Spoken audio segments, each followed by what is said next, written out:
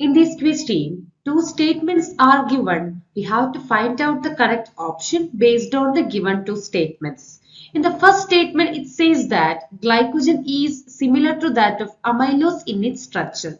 This is a wrong statement because glycogen is not similar to amylose. This is similar to amylopectin in their structure.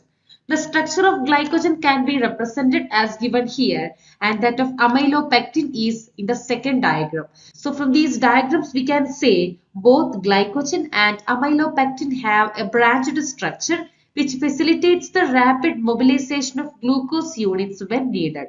And the second one is the similarity in glucose units. They are composed of glucose units linked together. In both, glucose is primarily connected by alpha 1 4 glycosidic bonds with branches formed by alpha 1 6 glycosidic bonds.